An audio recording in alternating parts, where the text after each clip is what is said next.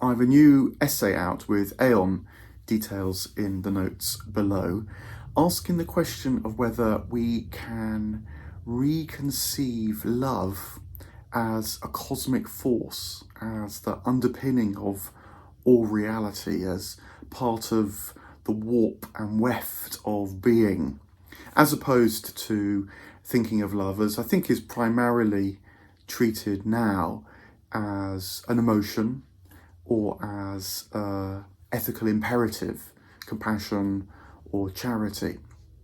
And I think this question is worth asking, partly for what you might call the negative reasons, that it feels like a materialistic culture that has no place for love beyond being, say, an epiphenomenon of evolutionary processes, becomes uncoupled, unmoored from reality.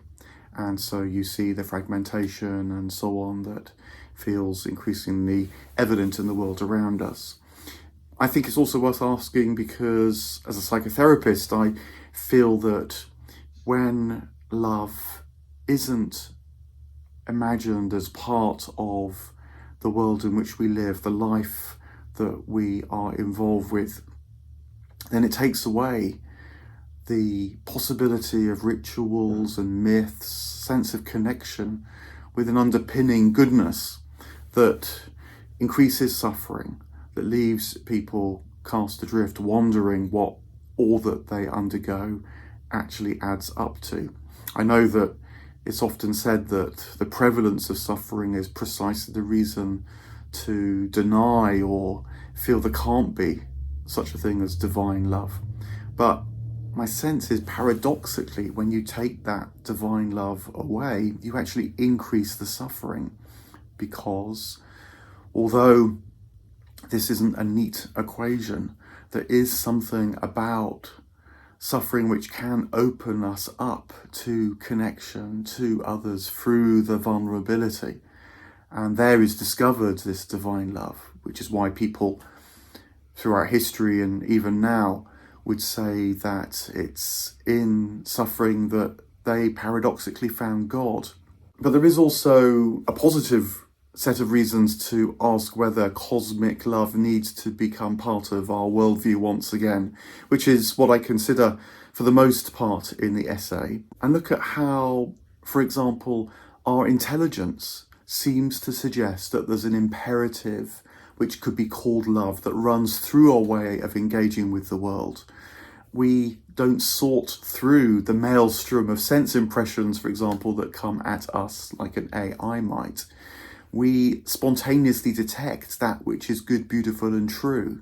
And so those transcendental qualities draw us through love, sort life for us through a kind of inner compass. Reflecting on that dynamic is one thing I do in the essay. I also look at the new biology, which is coming more and more to the fore now, a kind of next generation that's left behind the old selfish gene approach and sees that life works with a kind of intelligence at all levels, from the cellular up, but also from the ecological down, through the organism, shared by organisms. There's a kind of wisdom that isn't just about an emergence, I think, but is also about a discovery. Evolution, you might say, prepares us for an awareness of a wider life into which evolution evolves.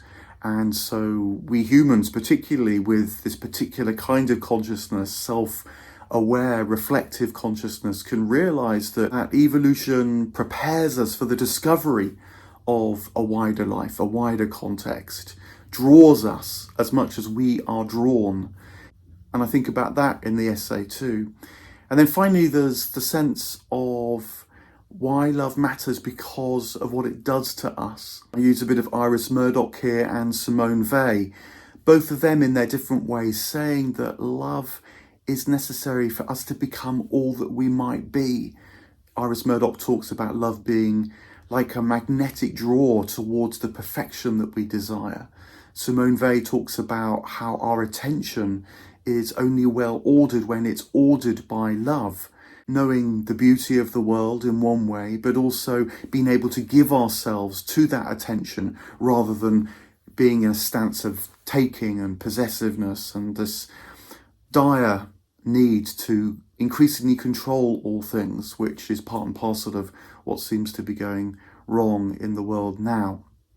So have a look at the essay. It's the latest of my essays from Aeon. I've done other ones on William Blake, on Dante, on the origins of language, on the nature of religion, and I hope that you enjoy it.